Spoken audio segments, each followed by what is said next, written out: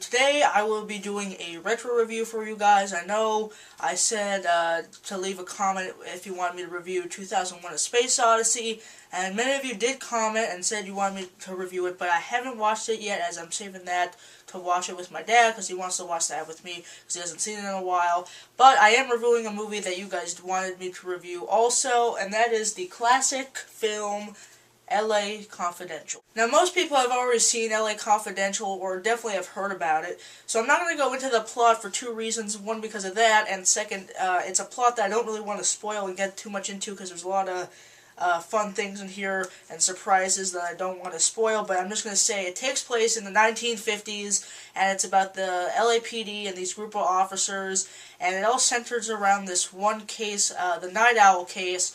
And from there's a bunch of deception and double-crossing and police corruption and fun stuff. This film has an all-star cast. I mean, it's got Kim Basinger, Russell Crowe, Guy Pearce, Kevin Spacey, Danny DeVito, the guy who plays the police captain, I can't remember his name, but he's in everything.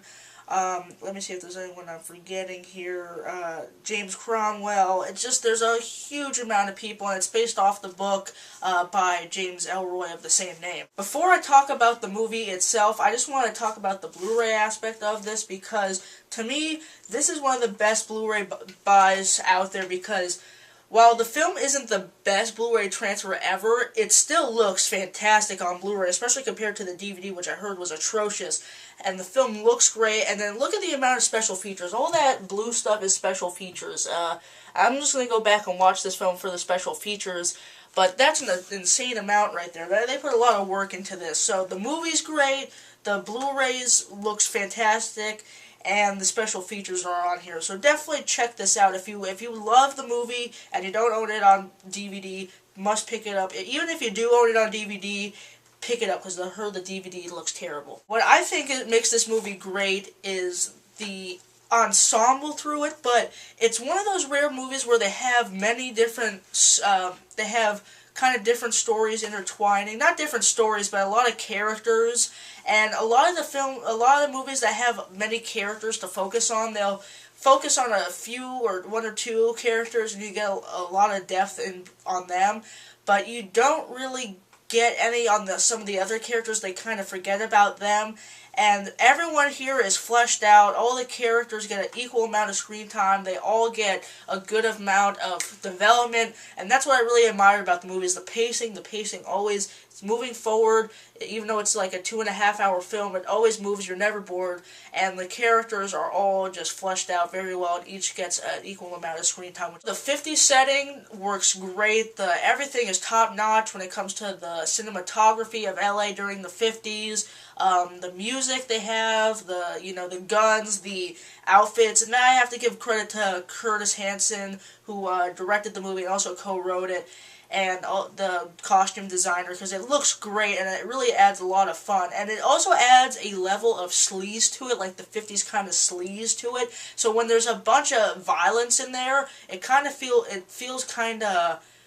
It is violent, but you still have this sense of fun, if that makes sense. It's still really fun to watch, and that's something I thought was kind of odd about the movie, but something I really liked, if that makes sense. The script is really good, not just balancing the characters, but the dialogue at times is really good. There's some good quotable lines in there, some good one-liners.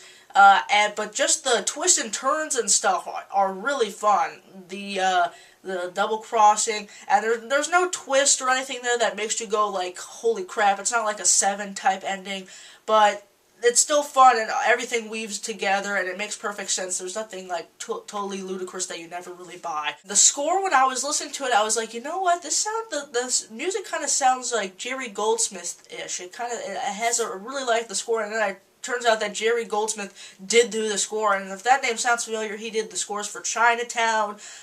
He won an Oscar for The Omen. He's done a bunch of films, but my personal favorite from him is, believe it or not, the Rambo series. The Rambo First Blood Part 2, as some of you know, is one of my favorite action movies, believe it or not.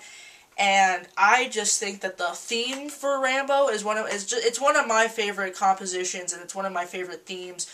And the theme song for this is really cool, really nice 50s kind of theme, laid-back theme, but really nice. And the score that when they lead up to the action scenes are really good. Not the action scenes, but, you know, the shootout scenes are really good. Whenever they're about to go into a building that's kind of, you know, shady, they have a good underlying score there that builds up the tension, and I love Jerry Goldsmith. He's my favorite composer. Overall, I don't really have any problems with LA Confidential. I definitely think it's a great movie. The only thing I don't really get is that why Kim Basinger won an Oscar for this. She really is the worst person in the film, and not because she's bad, she just doesn't really do much.